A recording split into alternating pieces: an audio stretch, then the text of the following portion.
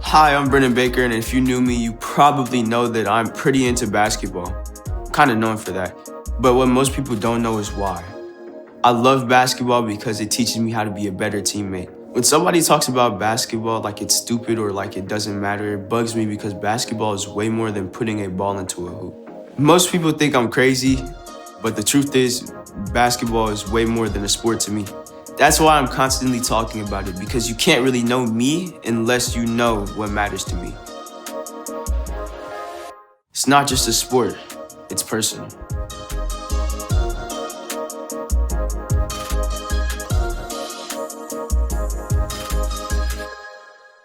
Welcome to another Tank Talk. Glad that you found us. Hey, today we're continuing our series called It's Personal. When I was in middle school, I was really into something super cool, super awesome, and super interesting. Well, at least I thought so. Like, I loved Star Trek. In particular, Star Trek The Next Generation, the one with Captain Jean-Luc Picard, or Professor X. I would come home every day from school and decompress by watching their adventures into space, the final frontier. Now, I lived in a house with 7 other people, and I would often ask my family to watch with me. But I was completely surprised when time after time, no one wanted to.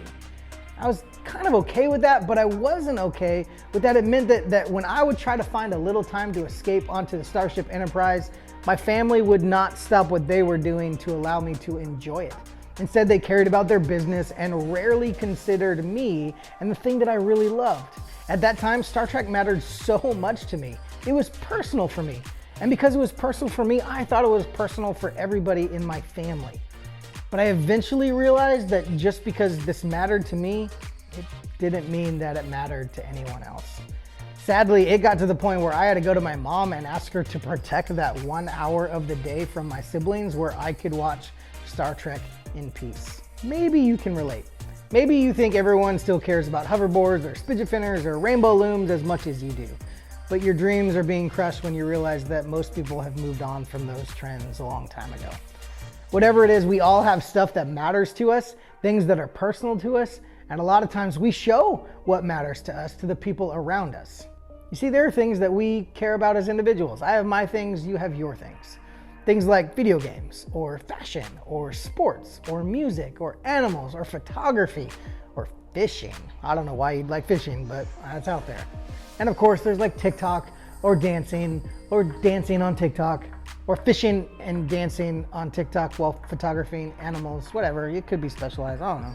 And we also have our own personal values that matter to us, like being kind, or getting good grades, or having tons of friends, or making people laugh, or even following Jesus and going to church.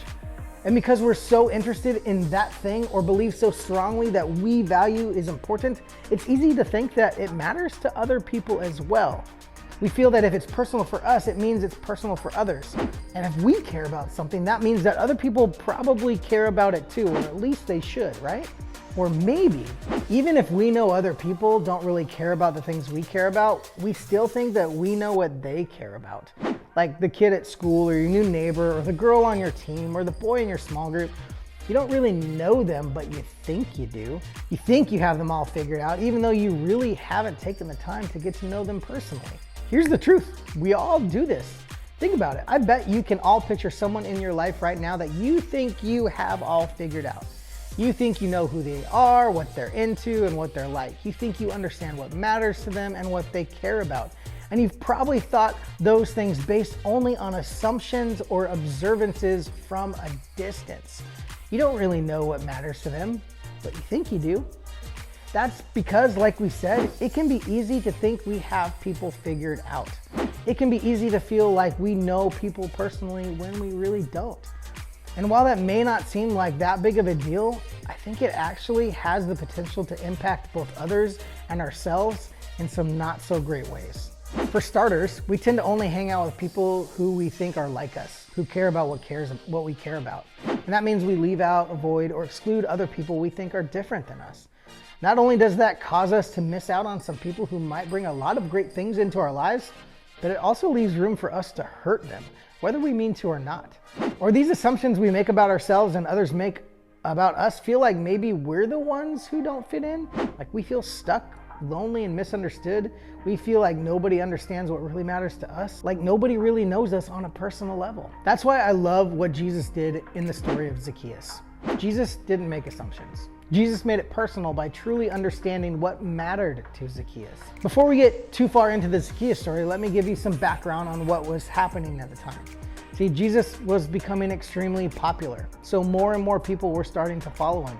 He had fulfilled prophecies, he had worked miracles, and some of his sermons pretty much went viral. It's safe to say that people thought Jesus was a pretty big deal. In the story we're about to read, Jesus was on his way to Jerusalem and had just entered a city called Jericho. The crowd in Jericho was so excited to see Jesus that they welcomed him with palm branches and shouted Hosanna, a term used to celebrate and express joy back then. It was here that Jesus had his last recorded personal encounter before he died on the cross. And that encounter was with Zacchaeus. Zacchaeus wasn't someone you'd expect Jesus to personally connect with. In fact, I'd say it was probably the opposite. You see, Zacchaeus didn't have the best reputation. Remember, he was the chief tax collector, which meant that he had to collect the taxes from citizens on behalf of Rome. The problem was that tax collectors at the time were known to be dishonest and untrustworthy. Most people thought they were greedy thieves, and so that's how most people viewed Zacchaeus. If anyone could have made the argument, I don't really have time for you, it probably would have been Jesus in this moment. But instead, a different story took place. He wanted to see who Jesus was, but because he was short, he could not see over the crowd. So he ran ahead and climbed a sycamore fig tree to see him, since Jesus was coming that way. When Jesus reached the spot, he looked up and said to him, Zacchaeus, come down immediately. I must stay at your house today. And so he came down and at once welcomed him gladly. Based on how the crowd viewed Zacchaeus, I bet what Jesus did surprised everyone. But Jesus saw something about Zacchaeus that the crowd didn't. The crowd saw someone who greedily took more money than he should have. The crowd saw someone who kept all the nice things for himself. The crowd had every reason to assume that what mattered to Zacchaeus was money and wealth. But Jesus saw a grown man who had run ahead of a crowd and climbed a tree. He saw someone who was so interested in meeting the rumored Savior that he didn't care what his reputation was or what assumptions people made about him. Jesus saw a man desperately interested in finding hope. Zacchaeus wanted hope so desperately that he climbed a tree just to get a glimpse of the guy he heard might be able to give it to him. The people thought they knew all about Zacchaeus. To them, he was nothing more than a greedy, sinful traitor. The exact opposite of the kind of person Jesus should have noticed, let alone asked to hang out with. Jesus knew what Zacchaeus did for a job and what people thought about him, but Jesus didn't let assumptions tell him who Zacchaeus was personally or what really mattered to him. Zacchaeus made his interaction with Zacchaeus personal because Jesus knew what mattered to him. And the truth is, Jesus does the same for us. See, it's personal because Jesus knows what matters to you. Jesus sees more than everybody else sees. Jesus sees into the very heart of all of us. He looks past all the outward things like reputations and assumptions. And so the next time you wonder if anybody cares about what you care about, the next time you feel alone or misunderstood or just out there on your own, think about Jesus, who knows you in a personal way, who knows your world and knows what matters to you, who cares about the real you, not the one everyone thinks they know. Remember, it's personal because Jesus knows what matters to you. So what can we take from this? How can we learn from Jesus' example? Well, I think there are two things. We can make it personal, one for ourselves and one for others. First, we can make it personal for ourselves by talking to Jesus about what matters to us. Jesus cares about every single thing you care about. So tell Jesus what matters to you. Pray about it. Write it down. Jesus wants us to talk to him about anything and everything, just like we would with our best friend. And the more we talk to him about things that matter to us, the more connection we'll feel with him, the more personal he will become. Now, maybe you're thinking, I don't really know what matters to me yet. I have some interests and some things I care about, but are they things that really matter to me? If that's you, I totally get it. Honestly, that's normal. We're all constantly learning and figuring out what matters to us. And one of the best ways we can keep discovering that is by talking to Jesus about it. And second though, we can make it personal with others. In his encounter with Zacchaeus, Jesus demonstrated that he wants you and I to do for the people in our lives as well. To look past our assumptions and what we think we know about others, to make it personal, to take the time to get to know other people and discover what matters to them. So how do we do this? Well, we need to be intentional about getting to know someone. We need to look beyond what we think matters to them and even beyond what matters to us. And instead, we can actually get to know more about who they are by taking an interest in their interests. Start with one person who you think you already know things about, or someone you may have never taken the time to get to know personally.